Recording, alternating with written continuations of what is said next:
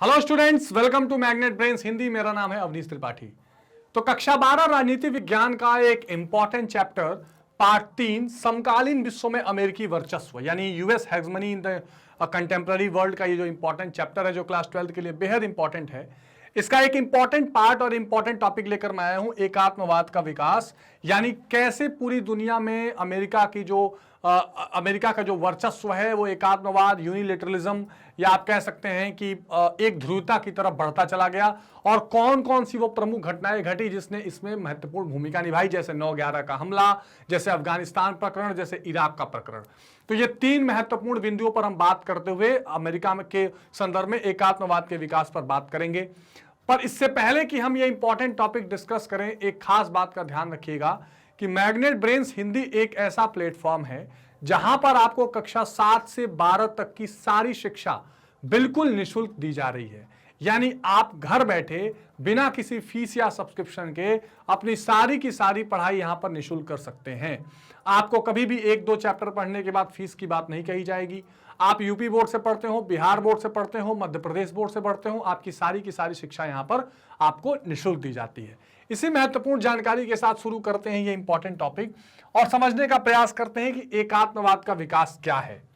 अब देखिए, हमने फर्स्ट सेकंड चैप्टर में ऑलरेडी इस चीज को देख लिया था, और एकात्मवाद से सीधा सीधा संदर्भ यहां पर है एक ध्रुवीयता से।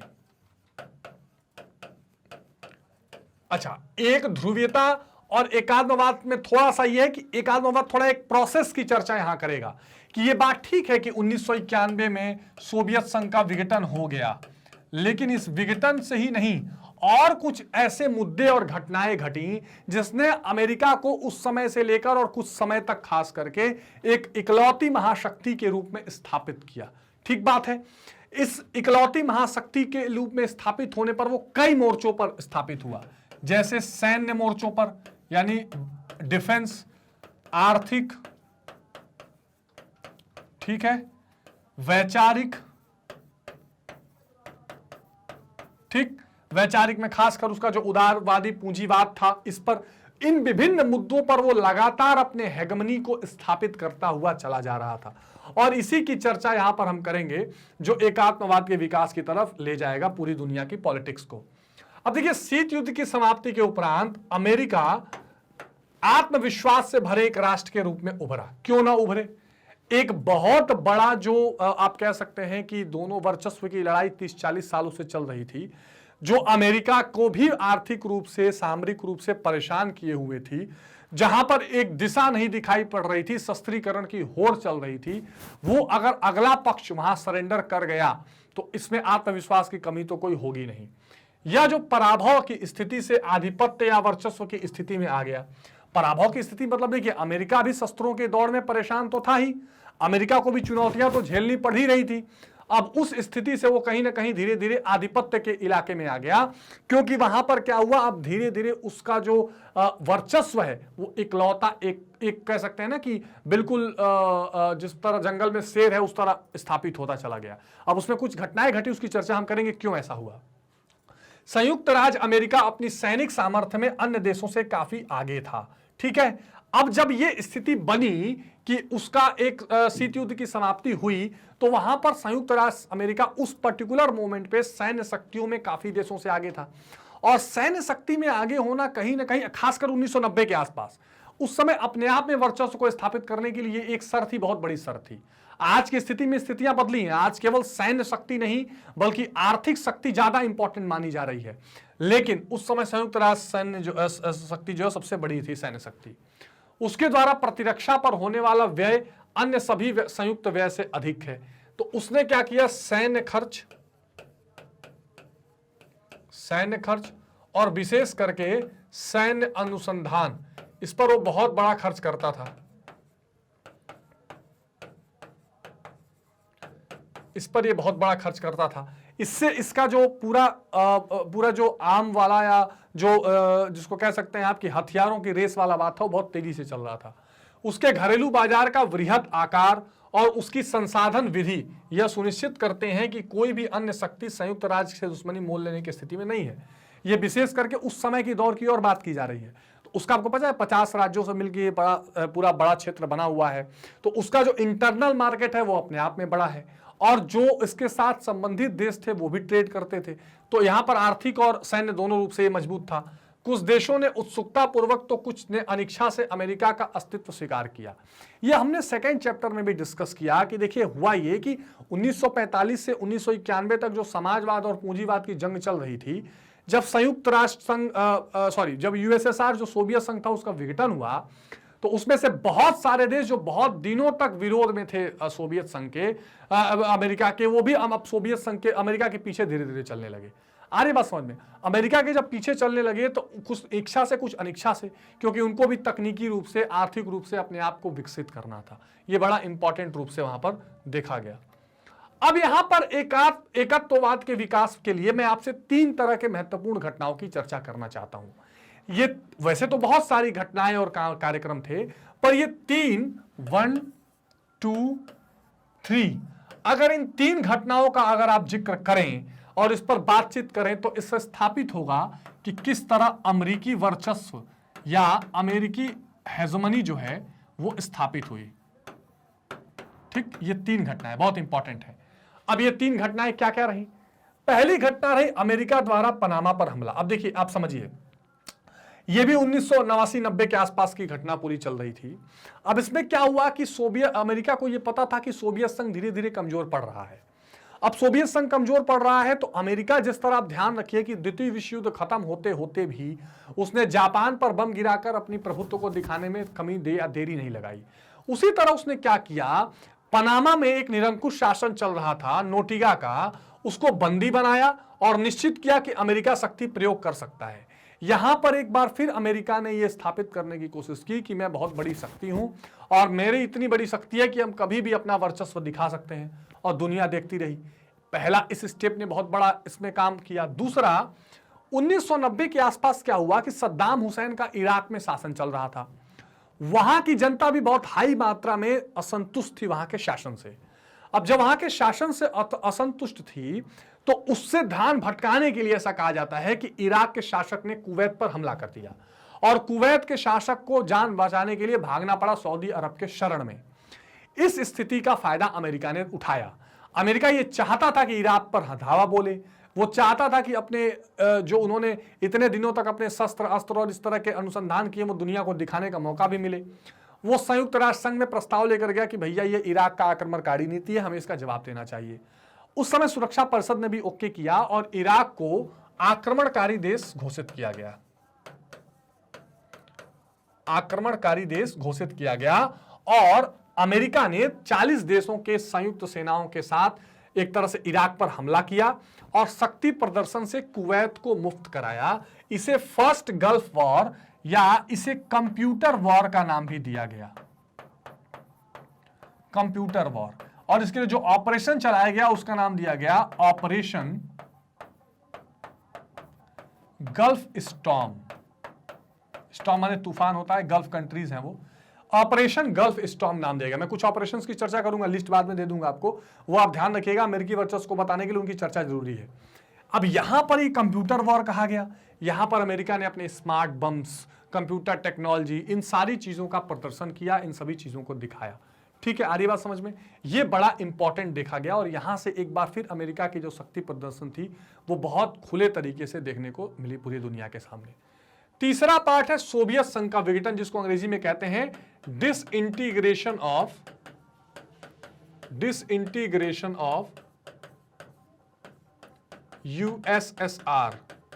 ठीक, यूएसएसआर का डिसइंटीग्रेशन। अब इसका मतलब क्या है? इसका मतलब ये था, हमने इसमें तो दो चैप्टर्स में देखा ही हुआ है। इसमें विशेष रूप से क्या हुआ कि भैया 1991 में विभिन्न कारणों से सोवियत संघ जो 15 राज्यों का गणराज्य था वो टूट गया। इन कारणों की बहुत डिटेल में चर्चा हम प्रीवियस चैप्टर में कर चुके हैं। जैसे गोर्बाचेव के आर्थिक सुधार, उन्होंने ऐसे आर्थिक सुधार किए जो सोवियत संघ का अपना जो नीति था साम्यवाद, जिसके आधार या जिस वैचारिक आधार पर वो अमेरिका को चुनौती दे रहा था, वो चुनौती ही खत्म हो गई, क्योंकि अब धीरे धीरे गोर्बाचेव ने अपने आप को पूंजीवाद की तरफ मोड़ना शुरू किया। तो इस सुधार का नाम उन्होंने ग्लासनोस्ट दिया था। उन्होंने पेरेस्ट्रोइका किया, तो जहां साम्यवादी सत्तावादी शासन चल रही थी उसके जगह पे बहुदलीय प्रणाली की बात की गई और लोकतांत्रिक व्यवस्था स्थापित करने की बात की गई। तो इससे पूरा जो साम्यवादी विचारधारा था वही समाप्त होने लगा। तो सोवियत संघ का विघटन तो होना ही था। इसी साम्यवादी विचारधारा पे तो सभी राज्य टिके हुए थे।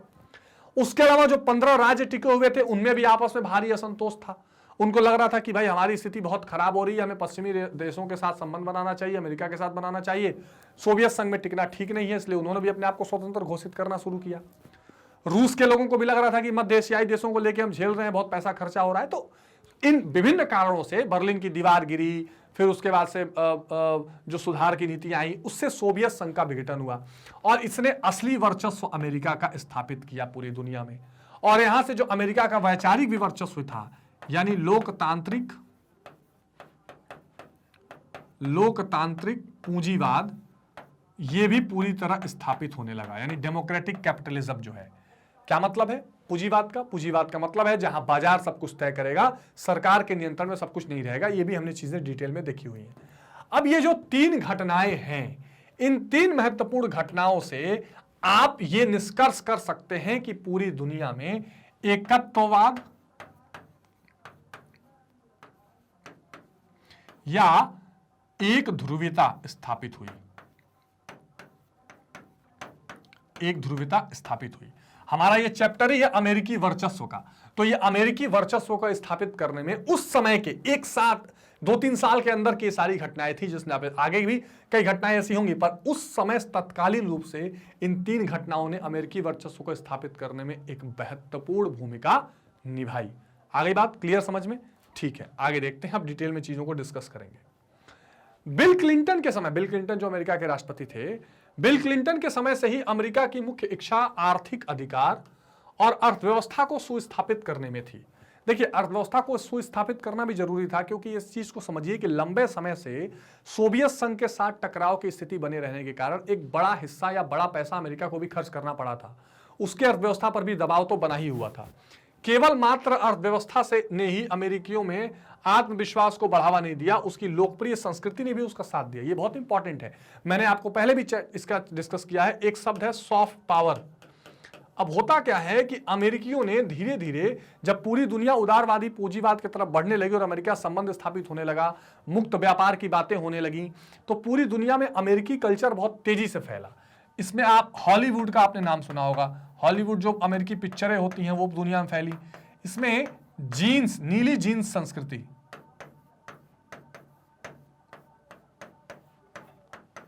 नीली जीन्स संस्कृति, जिसको वहां के युवा आजादी का प्रतीक मानते थे, लगभग दुनिया के हर जगह ये जीन्स का जो ये संस्कृति है वो तेजी से प्रसारित हुई। बर्गर संस्कृति,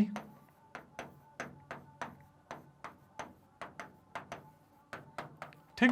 अब ये जो संस्कृति है उसका रहन सहन, खान पान, बात विचार, म्यूजिक, ये सारी चीजों ने भी अमेरिकी वर्चस्व को तेजी से आगे बढ़ाया। जैसे ही पूरी दुनिया खुलने लगी, जैसे ही पूरी दुनिया, अच्छा, ये ऐसा दौर था 1990 के आसपास का, जब पूरी दुनिया में वैश्वीकरण जो है ना, ग्लोबलाइजेशन, ये तेजी से फैल रहा था। क्योंकि बहुत सारे ऐसे देश थे, भाई पूरी दुनिया 2 हिस्से में बटी थी। जब सोवियत संघ का विघटन हुआ तो दुनिया का आधा हिस्सा लोकतंत्र पूंजीवाद की तरफ बढ़ने लगा। तो पूरी दुनिया, उसमें यह शर्त ही थी कि खुला व्यापार होगा, खुला अर्थव्यवस्था होगा। भारत भी अपना रहा था। तो वैश्वीकरण का दौर बहुत तेजी से फैला और उसमें अमेरिकी संस्कृति ने अमेरिकी वर्चस्व को स्थापित करने में बड़ी महत्वपूर्ण भूमिका निभाई। आगे बात समझ में? इस बात का भी आप बहुत विशेष रूप से ध्यान रखिएगा। जब आप आंसर लिखेंगे अमेरिकी वर्चस्व का, तो इस पॉइंट को आप जरूर मेंशन करेंगे।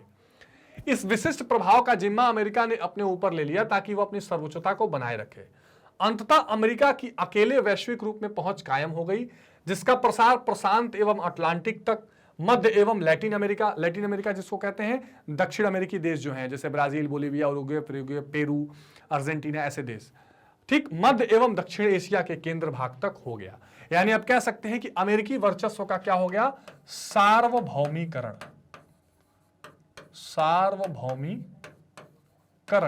अंग्रेजी में कहते हैं यूनिवर्सलाइजेशन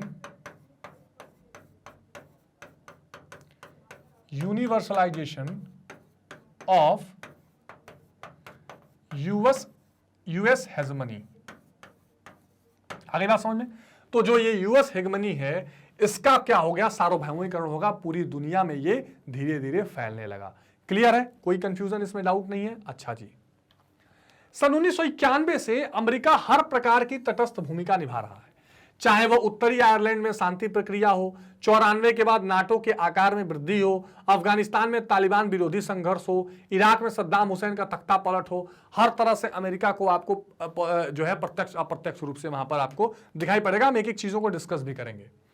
अब जरा सा इस एकत्ववाद के विकास में, अमेरिकी वर्चस्व के विकास में हम अफगानिस्तान प्रकरण को जरूर देख लेते हैं कि कैसे अफगानिस्तान प्रकरण में अमेरिका की एक बड़ी महत्वपूर्ण भूमिका रही है और उसका क्या अंत हुआ। लेकिन मैं आपको क्रक्स में पहले बताता हूं। देखिए, हुआ ये कि भैया देखिए, अफगानिस्तान प्रकरण बड़ा इंटरेस्टिंग है, इसको ध्यान से समझ लीजिएगा। हुआ ये कि आप सबको पता है कि 1945 से शीत युद्ध लगातार चल रहा था, ठीक, इसमें तो कोई दिक्कत नहीं है। शीत युद्ध लगातार चल रहा था, दो इसमें शक्तियां थी, यूएसए और एक सोवियत संघ यानी यूएसएसआर। अब ये चला रहा था पूंजीवाद, ठीक, और ये चला रहा था साम्यवाद, ठीक। अब जैसे ही सेकेंड वर्ल्ड वॉर खत्म हुआ, यूएसए ने अनाउंस किया कि भाई हमें साम्यवाद की नीति को कंट्रोल करना होगा, तभी एक फ्री दुनिया रह सकती है। ये सब चल रहा था। अच्छा, इसी बीच अब भारत, देखिए होता यह था कि सोवियत संघ के देशों के आसपास यूएसए अपना अड्डा बनाना चाहता था। तो जैसे वहां पे पाकिस्तान यूएसए का एक बहुत बड़ा अड्डा था, ये यूएसए के हाथ में खेलता था, और सोवियत संघ चाहता था कि हम अमेरिका के पास अपना अड्डा बनाएं। तो वहां यहां एक देश था क्यूबा मिसाइल संकट आपने सुना होगा, ठीक। यहां एक देश था, फिडेल कास्त्रो का नाम आपने अपने शीत युद्ध में सुना होगा। तो क्यूबा यहां था, यहां पाकिस्तान था, ये सब अड्डे थे।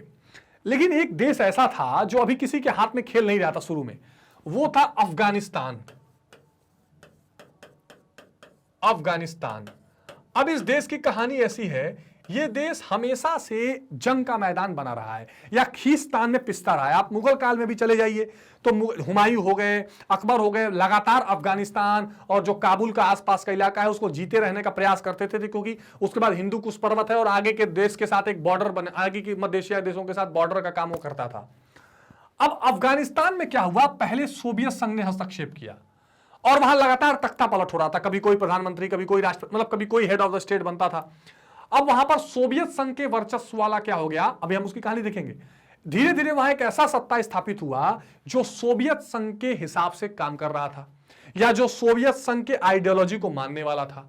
यह चीज देखी गई। अच्छा भैया, जब यह चीज देखी गई तो वहां पर अमेरिका ने, अच्छा, वहां से कुछ लोगों को जो सोवियत संघ की विचारधारा के विपरीत वाले थे, सत्ता कर रहे थे, उनको मार के भगा दिया गया। वो पाकिस्तान में आके छुप गए।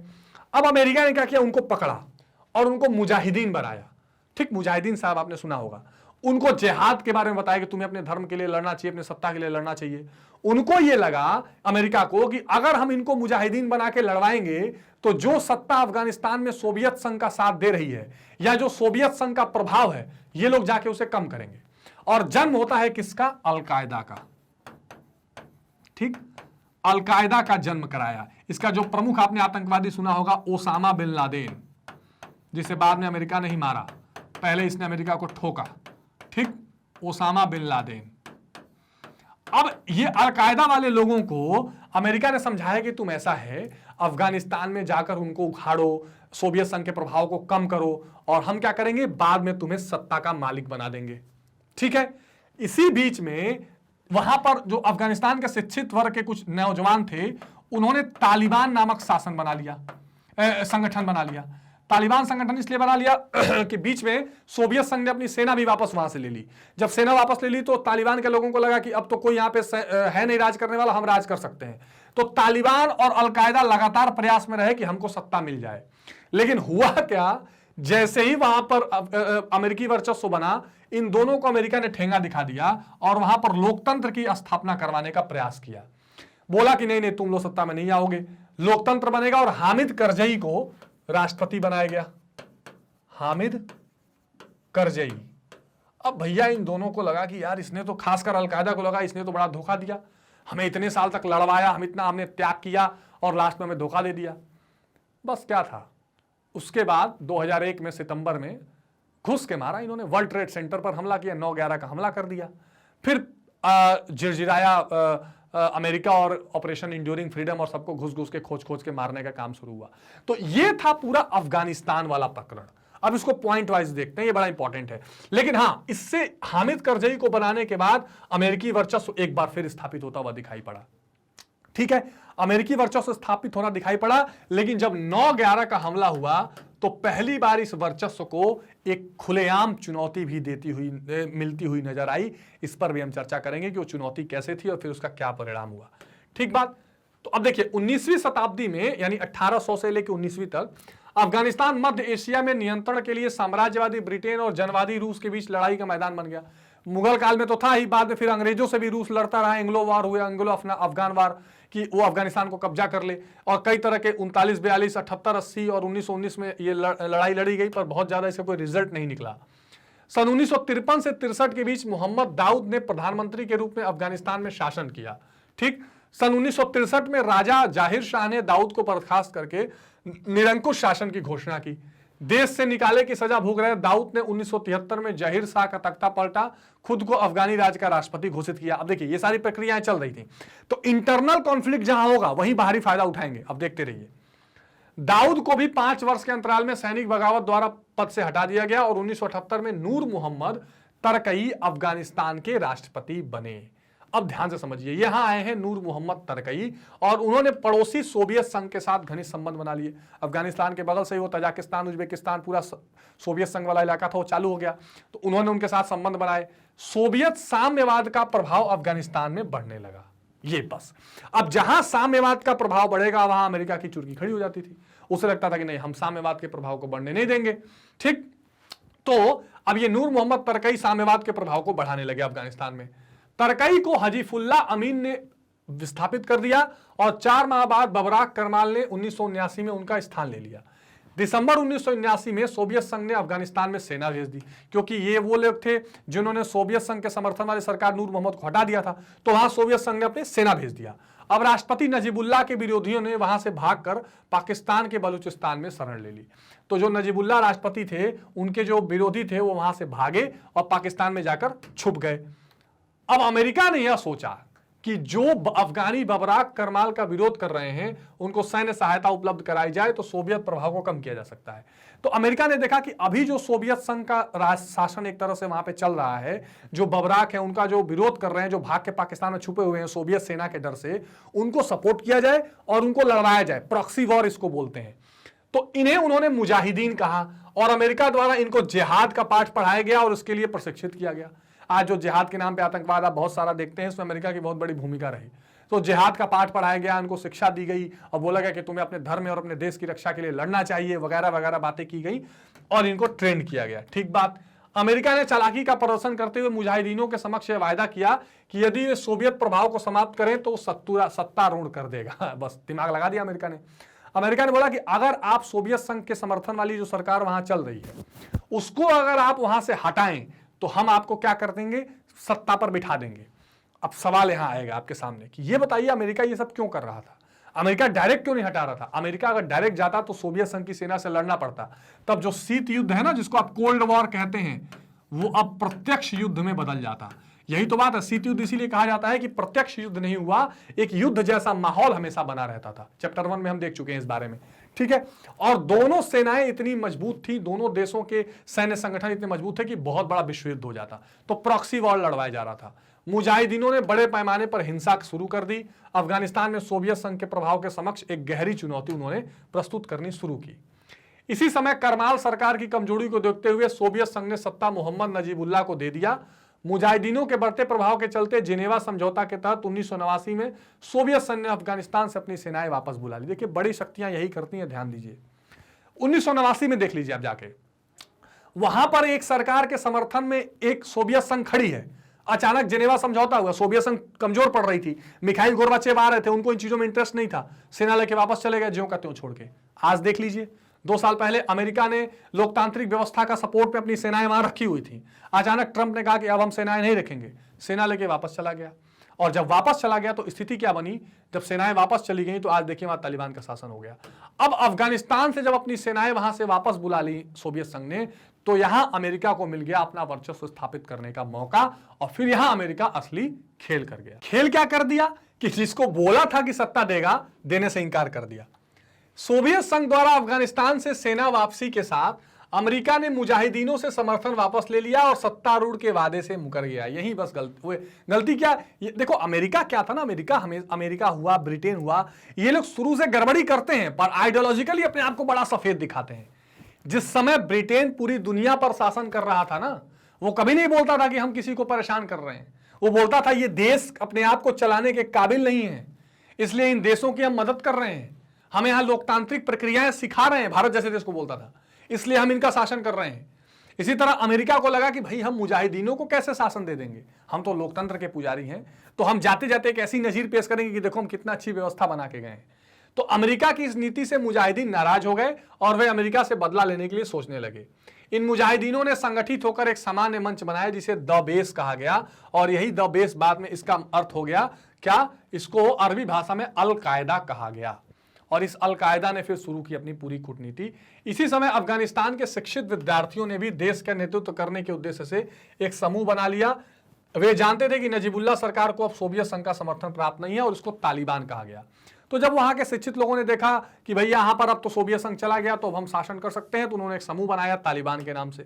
ठीक है, तालिबान शब्द की उत्पत्ति तालिब से हुई है, जिसका मतलब है शिक्षित विद्यार्थी। अलकायदा समर्थित मुल्ला उमर ने अफगानिस्तान में दमनकारी शासन की स्थापना कर दी। अब अलकायदा वहां पहले उन्होंने अपना कब्जा शुरू किया। 1996 तक तालिबान भी भली भांति स्थापित हो गया। सन 2001 तक अफगानिस्तान तालिबान के नियंत्रण में रहा। सन 2001 में अमेरिका पर फिर आतंकवादी 9/11 के हमले के बाद अमेरिका ने इंड्यूरिंग फ्रीडम और एनाकोंडा सैन्य अभियान के द्वारा तालिबान को कुचल दिया, और अलकायदा का भी यही हाल हुआ। और फिर वान सम्मेलन हुआ जिसके निर्णय के तहत अफगानिस्तान में एक अंतरिम सरकार बनाई गई जिसका प्रभाव हामिद करजई को बनाया गया प्रधान। अब ये कहानी ये हुई कि जब सोवियत संघ वहां से गया तो अमेरिका तैयार नहीं था कि तालिबान या अलकायदा चलाए, लेकिन उन लोगों ने वर्चस्व स्थापित कर लिया जबरदस्ती। तालिबान स्थापित हुआ, अलकायदा स्थापित हुआ। ठीक, अब जब तालिबान स्थापित हुआ तो उसका शासन चल रहा था। इसी बीच 9/11 यानी 11 सितंबर 2001 को अमेरिका पर हमला हुआ। जब अमेरिका पर हमला हुआ तो अमेरिका को लगा हो इन लोगों ने उस वादे को तोड़ने का बदला हमसे लिया है, और उसमें तालिबान और अलकायदा दोनों शामिल हैं, तो फिर उसको खत्म करने के लिए इसकी चर्चा भी करेंगे। और इंड्यूरिंग फ्रीडम और एनाकोंडा नामक अभियान अमेरिका ने चलाया। ठीक, एंड्यूरिंग फ्रीडम और एनाकोंडा नामक अभियान में इसने तालिबान और अलकायदा दोनों को कुचला और एक नई सरकार की स्थापना की जिसका हेड हामिद करजई को बनाया गया। सन 2012 में अमेरिका और अफगानिस्तान के मध्य एक समझौता हुआ जिसे द्विपक्षीय सुरक्षा समझौता कहा जाता है, जिसके तहत अमेरिका अफगानिस्तान से अपनी सेना बुलाने पर सहमत हुआ। सन 2016 में मुल्ला मंसूर जो तालिबान के मुल्ला उमर का उत्तराधिकारी था, तो उसने क्या किया, अमेरिका के एक पक्षपात हमले में मारा गया और तालिबान द्वारा अफगानिस्तान की वर्तमान लोकतांत्रिक सरकार का विरोध किया जा रहा है। यथार्थ में तालिबान पाकिस्तान की उपज है और तालिबानी लोकतांत्रिक शासन के विरोधी हैं। तो ये इंपॉर्टेंट है। 2012 में अब चूंकि वहां लगातार सेना अमेरिका की रहती थी, इसे दो चीजें थी, अमेरिका को भी सेना का बहुत बड़ा खर्च उठाना पड़ता था, अफगानिस्तान को भी लग रहा था कि उसकी संप्रभुता खतरे में है। तो एक समझौता हुआ कि अब हम धीरे धीरे अपनी सेना वहां से हटाएंगे, जो 2021 तक वो कंप्लीट कर पाया है। और तालिबान लगातार इस लोकतांत्रिक शासन का विरोध करता रहा है, वो छुप छुप के परेशान होता रहा है कि कब हमारे हाथ में सत्ता आए। ठीक है, और इस तरह उसने क्या किया, ये तालिबान जो पाकिस्तान का समर्थन भी उसको रहता है। और एट प्रेजेंट क्या है, 2022 की स्थिति क्या है, अमेरिका के, और ये डोनाल्ड ट्रंप ने विशेष रूप से निर्णय लिया, अमेरिका के सेना वापस बुलाए जाने के बाद, ये आप नोट कर लेंगे जरूर, वापस बुलाए जाने के बाद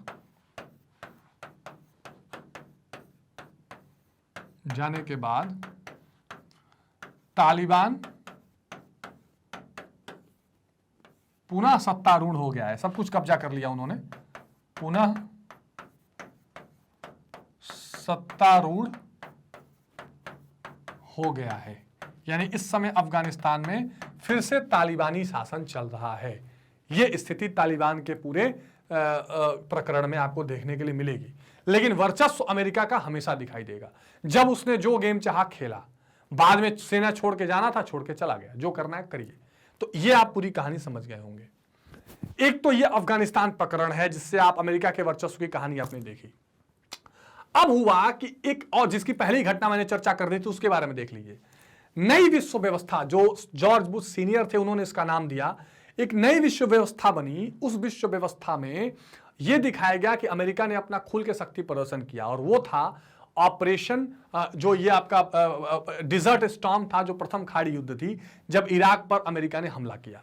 अब दो हमले, ये पहले वाले की बात है, मैंने आपको शुरू में इसकी कहानी बता दी है कि 1990 के आसपास अपने देश के अंदर व्याप्त असंतोष को कम करवाने के लिए या उसको नजरअंदाज करवाने के लिए इराकी राष्ट्रपति ने और इराकी हेड ने क्या किया कि कुवैत पर हमला कर दिया, और कुवैत के शासक को भाग के सऊदी अरब में छुपना पड़ा। और वहां तब अमेरिका सोवियत संयुक्त राष्ट्र संघ में जाता है और कहता है कि हमें अब क्या करना चाहिए, इनके खिलाफ सख्त कार्रवाई करनी चाहिए, इनके खिलाफ कदम उठाना चाहिए। अब इनके खिलाफ कदम उठाने के लिए क्या हुआ, संयुक्त राष्ट्र संघ भी मान गया और उसको आक्रमणकारी घोषित कर दिया गया, ठीक। और फिर अमेरिका ने अपना शक्ति दिखाया। तो सन 1991 में सोवियत संघ के विखंडन से पूरा विश्व हतप्रभ था। शीत युद्ध के बाद की दोनों महाशक्तियों में से एक सोवियत संघ का पराभव हो गया, और फिर क्या हुआ, ये 15 भागों में बंट गया। सोवियत संघ के विघटन के बाद अमेरिका इकलौता महाशक्ति रह गया। शीत युद्ध की समाप्ति के बाद यह आशा जगी थी कि अब अंतर्राष्ट्रीय व्यवस्था में गतिरोध की समाप्ति होगी, पर यह आशा निर्मूल हुई। बिना किसी पूर्व सूचना के 2 अगस्त 1990 को इराकी सेना ने छोटे से पड़ोसी राष्ट्र कुवैत पर हमला कर दिया। अब इराकी सेना ने कुवैत को पूरा कब्जा कर लिया। पूरे अंतर्राष्ट्रीय समुदाय ने इराक से कुवैत को मुक्त कराने का आग्रह किया। आपने मूवी देखी एयरलिफ्ट, वो कहीं कहीं इसी चीजों से जो अक्षय कुमार की मूवी है, इसी से रिलेटेड है वो। पूरे अंतर्राष्ट्रीय समुदाय ने इराक से कुवैत को मुक्त कराने का आग्रह किया, परंतु इराक की नीति में कोई परिवर्तन नहीं आया। जब इराक नहीं माना तो फिर वहां पर एक समस्या खड़ी हुई। कुवैत के शासक ने भागकर सऊदी अरब में शरण लेनी पड़ी, और बाद के कुछ दिनों में बहुत सारे कुवैती निवासियों ने भी भागकर जान बचाई। कुवैत पर इराक के आक्रमण को रोकने के लिए अंतर्राष्ट्रीय समुदाय ने तत्काल राजनयिक और सैनिक कदम उठाए। तो अब ये देखा कि भाई कुवैत पर जबरदस्ती इसने जो हमला किया है तो ठीक नहीं है, इसलिए पूरी दुनिया ने मिलजुल कर अब एक कदम उठाने का निर्णय लिया, ठीक। संयुक्त राष्ट्र द्वारा इराक आक्रमणकारी घोषित किया गया और उसके विरुद्ध संयुक्त राष्ट्र के तत्वाधान में कार्यवाहित करने का निर्णय किया गया। तो आपको पता है संयुक्त राष्ट्र में सुरक्षा परिषद होती है जो इन चीजों पर निर्णय लेती है, जिसमें 5 स्थायी सदस्य होते हैं, परमानेंट मेंबर, और 10 नॉन परमानेंट यानी अस्थायी सदस्य होते हैं। तो सबने मिलकर ये निर्णय किया कि अब जो है हम इराक को आक्रमणकारी घोषित करते हैं और इसके खिलाफ अब हम कदम उठाएंगे, ये निर्णय लिया गया। इराक के विरोध के लिए जो बहुराष्ट्रीय सेना गठित की गई उसमें 40 देशों का सैन्य बल था, और अमेरिका आतुर था ये दिखाने के लिए कि आज तक जो अस्त्रों की होड़ चली है उसमें हमने कितना अचीव किया है।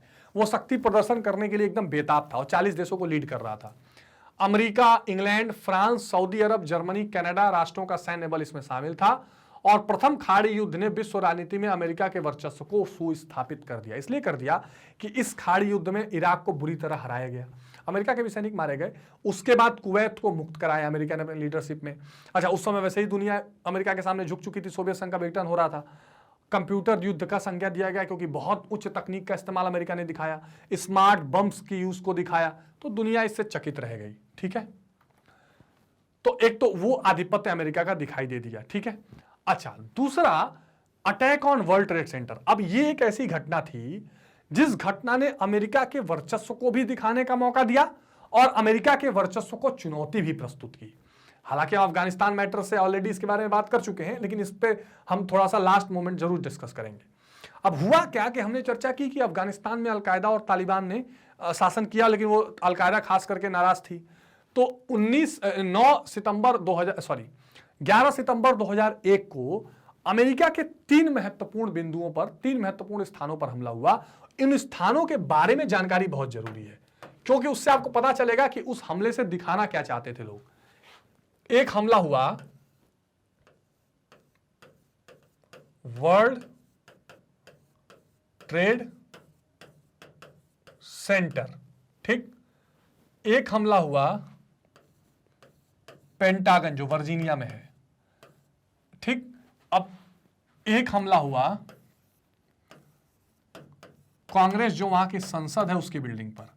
अब ये 3 जगहों से आप क्या समझ रहे हैं, जो भी हमला कर रहा था वो 3 मोर्चों पर अमेरिका की चुनौती को धिक्कार रहा था। एक, ये आर्थिक प्रतिनिधित्व था, अमेरिका अपने आप को आर्थिक सुपर पावर मान रहा था।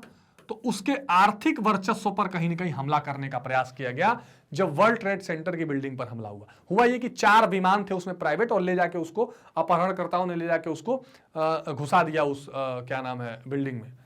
पेंटागन जो था ये रक्षा मुख्यालय था अमेरिका का, रक्षा मुख्यालय। ठीक, अब यहां पर क्या था, ये जो डिफेंस सुपर पावर या एक सैन्य जो महाशक्ति अमेरिका अपने आप को दिखाता है, उसको चुनौती देकर या उस पर ललकारने की कोशिश की गई थी। और कांग्रेस क्या है, ये राजनीतिक प्रतीक था कि आपके नेता और आप लोग मिलकर जो नियम कानून और नीतियां बना रहे हैं उसके हम खिलाफ हैं। तो ये राजनीतिक प्रतीक के रूप में ये दिखाई पड़ रहा था। तो ये 3 वो जगह थे जहां पर हमले हुए, और यहां से आप समझ सकते हैं कि कैसी चुनौती दे रहे। यानी कुल मिला के अमेरिकी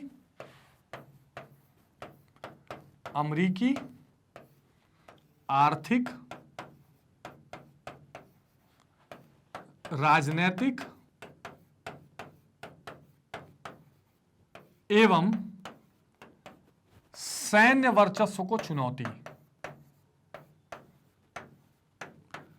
सैन्य वर्चस्व को चुनौती, ये करने का प्रयास कहीं ना कहीं ये किया गया था, जो बहुत इंपॉर्टेंट है। तो world trade centre, pentagon, Congress, अमेरिकी आर्थिक, राजनीतिक और सैन्य वर्चस्व को चुनौती, ये चीज करके 9/11 का हमला किया गया। ठीक, 9/11 क्यों बोलते हैं, क्योंकि अमेरिका में डेट लिखते समय मंथ पहले लिखा जाता है। तो कुल मिला के 11 सितंबर 2001, ये दिन याद रखिएगा आंसर लिखते समय, ये यहां हमला हुआ। ठीक, तो 11 सितंबर 2001 का दिन अमेरिका के इतिहास में एक काला दिन था। इस दिन 19 अरबी अपहरणकर्ताओं द्वारा 4 व्यावसायिक जहाज, जिसको कमर्शियल जेट बोलते हैं, अपहरण करके अमेरिकी इमारतों से टकराया गया। ये वर्ल्ड ट्रेड सेंटर में जब टकराया तो देखिए उस समय की इमेजेस हैं। ठीक है, तो वहां पर इसको टकराया गया। 2 जहाज न्यूयॉर्क स्थित वर्ल्ड ट्रेड सेंटर के उत्तरी और दक्षिणी भाग से टकराए। तो वर्ल्ड ट्रेड सेंटर की 2 बिल्डिंग्स में जहाजों को टकराया गया। तीसरा विमान वर्जीनिया स्थित पेंटागन इमारत में टकराया। ज्ञातव्य है कि पेंटागन अमेरिका का प्रतिरक्षा मुख्यालय है। ठीक, चौथा जहाज अमेरिकी कांग्रेस की इमारत से टकराया। अमेरिका की परिपाटी में पहले महीना फिर तिथि लिखा जाता है, इसलिए 9/11 की संज्ञा दी जाती है। तो 9/11 की घटना बहुत फेमस घटना है, इसको बताया जाता है। आक्रमण के परिणाम स्वरूप लगभग 3000 लोगों की मृत्यु हुई।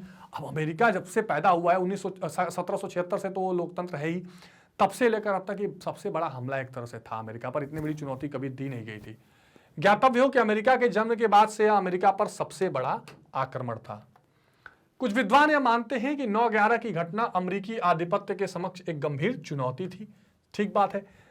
अमेरिका के राष्ट्रपति HW बुश ने अमेरिका के हितों को संवेदनशीलता से परखा और अमेरिका ने ऑपरेशन इंड्योरिंग फ्रीडम की शुरुआत की। अब देखिए, वर्चस्व को चुनौती मिली है, अब वर्चस्व को फिर दिखाने का मौका आया। अब हम जो कहते हैं ना, चुन चुन के मारूंगा, वो शुरू किया अमेरिका ने। उसने स्पष्ट कहा कि इसमें तालिबान और अलकायदा दोनों मिले हुए हैं, हम दोनों को मारेंगे, जहां भी इनके छुपे होंगे उनको ढूंढेंगे, जो लीडर्स होंगे उनको मारा जाएगा। सूडान, जिस देश में उनको लगा कि भाई हमला करके हमें इनके खिलाफ मिल सकते हैं लोग, उसमें मारा, सूडान तक में मारा। तो अमेरिका ने ऑपरेशन इंड्योरिंग फ्रीडम की शुरुआत की, जिसका उद्देश्य आतंक के विरुद्ध विश्वव्यापी युद्ध छेड़ना था। अच्छा, ये एक ऐसा दौर था जब अमेरिका की सोच में भी थोड़ा परिवर्तन आया, स्टैंड में भी परिवर्तन आया। अमेरिका इससे पहले बहुत ज्यादा आतंकवादी खतरों को वर्चस्व, बहुत महत्व देता नहीं था। भारत ने भी जब न्यूक्लियर परीक्षण किया तो हमने कहा कि भाई हमें पाकिस्तान और चीन से खतरा है, हमें आतंकवादी गतिविधियों से खतरा है, तो अमेरिका इसको बहुत बाई नहीं करता था, अमेरिका इसमें बहुत इंटरेस्ट नहीं दिखाता था। जब यहां अमेरिका को मार पड़ी तो उसे लगा कि हाँ आतंकवाद है, और उसके बाद भारत के साथ बहुत सारे मुद्दों पर उसने सहमति बनाई कि हमें वैश्विक आतंकवाद से मिलजुल कर लड़ना चाहिए। तो अमेरिका यहां से इस चीज की शुरुआत करता है। इस घटना से अमेरिकी नीति निर्माताओं को झटका लगा। इसके परिणाम स्वरूप अमेरिका की सरकार ने ऐसी नीतियां अपनाई जिससे घरेलू स्तर पर और वैश्विक स्तर पर व्यापक जन समर्थन प्राप्त हुआ। व्यापक जन समर्थन मतलब वहां के लोगों के अंदर भी ये भावना थी कि अब अमेरिका को कड़ा एक्शन लेना चाहिए, अमेरिका को घुस के मारना चाहिए। ऐसी चीज बहुत विशेष रूप से वहां पर दिखाई दे रही थी। ठीक है, इसके लिए अंतर्राष्ट्रीय सम्मेलन का आयोजन और अफगानिस्तान में तालिबान और अलकायदा आतंकवादियों पर हवाई हमले किए गए। तो खुलकर हमले किए गए और उनको मारा गया। तालिबान ने तेजी के साथ अपनी शक्ति खो दी और अलकायदा का भी पराभव होने लगा। तो जो दोनों स्ट्रांग बने हुए थे, अब धीरे धीरे इनका खात्मा शुरू हो गया। ठीक, और वहां पर हामिद करजई को फिर विशेष रूप से वान सम्मेलन के बाद उनको स्थापित कर दिया गया। अब ऑपरेशन इंड्यूरिंग फ्रीडम की अगर बात और ठीक से कर लें तो यह संदेश था कि 9/11 की घटना को तालिबान और अलकायदा ने अंजाम दिया है। ठीक, अच्छा, अत्यंत रोष के साथ अमेरिका ने ऑपरेशन इंड्यूरिंग फ्रीडम किया। यह अभियान पूरे विश्व के आतंकवादियों के विरुद्ध चलाया गया, यद्यपि इसका मुख्यालय अफगानिस्तान पर था जहां तालिबान और अलकायदा सक्रिय थे। तो अफगानिस्तान को इसको हेड माना गया और वहां जाकर सेनाओं ने डेरा डाला और माना गया कि अलकायदा और तालिबान को हम यहीं से मार सकते हैं। तालिबान के शासन को अफगानिस्तान में शीघ्रता से समाप्त कर दिया गया। आतंकवाद के विरुद्ध विश्वव्यापी युद्ध में अमेरिका को महत्वपूर्ण सफलता 2 मई 2011 को मिली, जब अमेरिकी सैनिकी 9/11 की घटना के सूत्रधार और अलकायदा के मुखिया ओसामा बिन लादेन को पाकिस्तान के एबटाबाद से मार गिराया। तो उस पर तो कई मूवीज भी मिली हैं, सील करके एक मूवी है ऐसा कुछ, और वहां पे दिखाया जाता है कि कैसे वहां से हेलीकॉप्टर से वहां पे सैनिक उतरते हैं और उतरने के बाद उन्होंने क्या किया, उसको एयरलिफ्ट किया, उसको मार के गिरा दिया। तो ये बड़ी प्रमुख घटना वहां देखी गई। फिर आता है पूरा मामला इराक पर आक्रमण का। तो एक ये पूरा आप मुद्दा समझ गए होंगे कि कैसे वहां पर एक ऐसी स्थिति बनी कि 9/11 का हमला हुआ जिसने अमेरिकी वर्चस्व को पहले चुनौती दी। फिर अमेरिकी वर्चस्व को चुनौती के बाद ये देखा गया कि उस चुनौती को निपटने के लिए उन्होंने क्या किया, उस चुनौती से निपटने के लिए उन्होंने फिर इंड्योरिंग फ्रीडम करके सफाया ही कर दिया। तो चुनौती वर्चस्व को मिली भी है तो उसको भी फिर वर्चस्व स्थापित करने का एक नजीर बना के अमेरिका ने पेश किया है। तो अब इराक वाले प्रकरण को जरा सा देख लेते हैं। तो सन 2003 में इराक पर आक्रमण करके अमेरिका ने एक बार फिर अपने आधिपत्य और वर्चस्व का परिचय दे दिया। तो सारी कहानी इसी पर है ना, जो ये एकत्ववाद वाली बात चल रही है कि कहां कहां अमेरिका अपना वर्चस्व स्थापित कर पा रहा है। तो इराक में तो ये स्थिति बन गई, मैंने आपको बताया भी कि भैया वहां पर तो संयुक्त राष्ट्र संघ भी तैयार नहीं था इस बार कि इनको हमला करने की परमिशन दी जाए, लेकिन अमेरिका ने यहां पर इराकी फ्रीडम के नाम पर क्या कर दिया, हमला करना तय कर लिया। यह अमेरिका का अभूतपूर्व प्रयास था। अभूतपूर्व प्रयास क्यों बोलेंगे, ऐसा नहीं कि अमेरिका ने इस तरह के कभी हमले नहीं किया, अमेरिका ने इस तरह का प्रयास नहीं किया। अभूतपूर्व प्रयास इसलिए था क्योंकि अमेरिका ने सुरक्षा परिषद को दरकिनार करते हुए यह निर्णय लिया था, सिक्योरिटी काउंसिल को किनारे करते हुए यह निर्णय लिया था। इस बार अमेरिका द्वारा इराक पर यह आरोप लगाया गया कि उसके पास जनसंहारक हथियार यानी वेपन्स ऑफ मास डिस्ट्रक्शन है, जिनके प्रयोग से मानव मात्र को गंभीर क्षति पहुंच सकती है। तो ये बहुत इंपॉर्टेंट बात था। तो उसके पास ऐसे हथियार हैं जो ह्यूमैनिटी को एक बहुत बड़ा धक्का पहुंचा सकते हैं, क्षति पहुंचा सकते हैं। ये अमेरिका ने चार्ज लगाया, ये अमेरिका ने आरोप लगाया। यह भी कहा गया कि सद्दाम हुसैन का अधिनायकवादी शासन इस्लामी आतंकवादियों को समर्थन दे रहा है। ठीक, तो अधिनायकवादी जो शासन था जिसमें वो कोई लोकतांत्रिक व्यवस्था नहीं थी, जो ऑटोक्रेटिक शासन था, वो आतंकवादियों को। तो अब यहां पर देखिए 9/11 का हमला भी जल्द ही हुआ था, तो एक तरह से इस्लामिक आतंकवाद को लेकर तो बिल्कुल एकदम दिमाग भनका हुआ था, जिसको कह सकते हैं अमेरिका का। और दूसरी तरफ किसी भी तरह के नए हथियार या नई ऐसी शक्ति को पनपने नहीं देना चाह रहा था जो अमेरिकी आधिपत्य को जरा भी नुकसान पहुंचाए, और ये सारे चार्जेस उन्होंने लगा दिए। संयुक्त राष्ट्र सुरक्षा परिषद के निर्णय के अनुसार एक जांच आयोग का गठन किया गया। अच्छा, तो संयुक्त राष्ट्र सुरक्षा परिषद था, सिक्योरिटी काउंसिल, उसने बोला कि ठीक है हम हमला नहीं करते हैं, एक जांच कमेटी बैठाते हैं। ये जांच कमेटी जाकर पता लगाएगी कि वास्तव में ऐसी कोई बात है क्या वास्तव में इनके पास कोई ऐसे हथियार हैं, कोई ऐसा काम ये कर रहे हैं। तो ये जांच कमेटी सद्दाम हुसैन के देश पहुंची, लेकिन वहां की सरकार ने इसको कोऑपरेट भी नहीं किया, और यहां अमेरिका को और मौका मिलेगा। उन्होंने कहा नहीं देखो ये जानबूझ के छुपा रहे हैं, इनके पास ऐसा कुछ नहीं है। हालांकि सच्चाई यही निकली कि लास्ट तक इराक के पास कुछ मिला नहीं। अभी कुछ दिन पहले, अभी कुछ सालों पहले डोनाल्ड ट्रंप जब अपना चुनाव प्रचार कर रहे थे तो उन्होंने तो खुल के बोल दिया कि देखिए, क्योंकि उस समय ये वो रिपब्लिकन थे, डेमोक्रेट्स की सरकार थी, तो उन्होंने खुल के बोला कि डेमोक्रेट्स की सरकार थी और इन लोगों ने जो है वहां पर कुछ नहीं पाया गया, इराक में कुछ नहीं था, लेकिन जानबूझ के इराक को मारा, वहां पर कोई वेपन नहीं था, हम सब जानते हैं नहीं था। एक तरह से पोल खोल दी उन्होंने खुद ही। तो यहां पर ये बात तो ठीक है कि अमेरिका ने जो ये दावे किए थे इसके कोई सबूत मिले नहीं। तो जांच आयोग का गठन किया और यह पता लगाने का दायित्व सौंपा कि क्या इराक के पास ऐसे जनसंहारक हथियार हैं। जांच आयोग को इस बारे में भी रिपोर्ट देनी थी कि क्या इराक ने संयुक्त राष्ट्र के पिछले प्रस्ताव के तहत ऐसे हथियारों को नष्ट किया है। इराकी सरकार ने जांच आयोग के में सम्यक सहयोग नहीं किया। अमेरिका ने सुरक्षा परिषद में एक प्रस्ताव प्रस्तुत किया जिसमें इराक के विरुद्ध सैनिक कार्यवाही की बात कही गई, परंतु फ्रांस के राष्ट्रपति शिराक और रूस के राष्ट्रपति पुतिन ने इस प्रस्ताव से असहमति व्यक्त की। ठीक है, तो जब सुरक्षा परिषद में प्रस्ताव आया कि यहां पर ये कोऑपरेट नहीं कर रहे, इसलिए अब हमें सैनिक उतार के मारना चाहिए, पर इसमें फिर फ्रांस और राष्ट्रपति और रूस के राष्ट्रपति इसको मानने को तैयार नहीं थे। वीटो के प्रयोग के चलते प्रस्ताव पारित नहीं किया जा सका। अमेरिका ने प्रस्ताव वापस ले लिया और संयुक्त राष्ट्र के निर्णय को मानने से इंकार करते हुए 19 मार्च 2003 को इराक पर आक्रमण कर दिया। तो ये बहुत इंपॉर्टेंट बात देखी गई कि 2003 को फाइनली वहां पर इराक पर आक्रमण अमेरिका ने कर दिया। इस कार्रवाई को ऑपरेशन इराकी फ्रीडम का नाम दिया गया। तो आपने शुरू से देख लिया इराक पर दो तरह के हैं, ये आप बिल्कुल क्लियर रहिएगा, इसमें जरा भी कंफ्यूज मत होइएगा। इराक से संबंधित दो ऑपरेशंस, ये क्वेश्चन स्पेशली पूछे जाते हैं। इराक से संबंधित दो, एक जो अमेरिका द्वारा, मतलब अमेरिका द्वारा, एक ऑपरेशन डिजर्ट स्टॉर्म, ठीक, 1990, ठीक है। यहां पर क्या था, बस अंतर इतना था, अभी समझ लेते हैं। दूसरा ऑपरेशन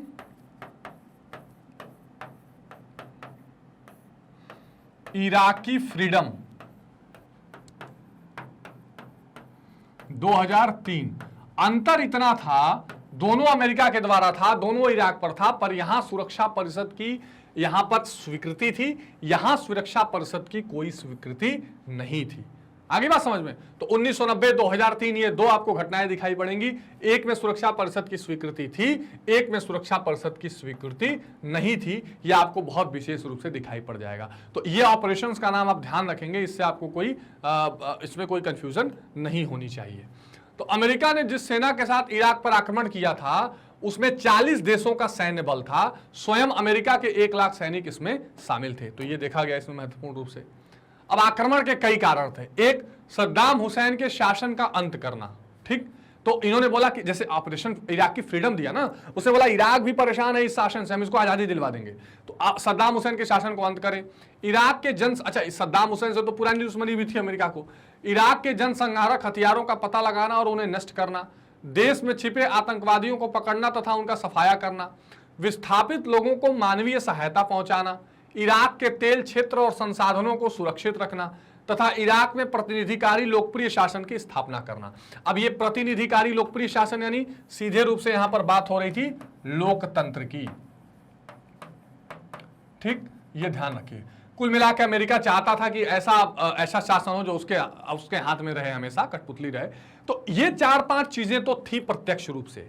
अब जानकार, रक्षाविद और बहुत लोग ये कहते हैं कि असली जो कारण था अमेरिका का था वो था तेल, क्योंकि आपको पता है इराक के पास बहुत सारा तेल है।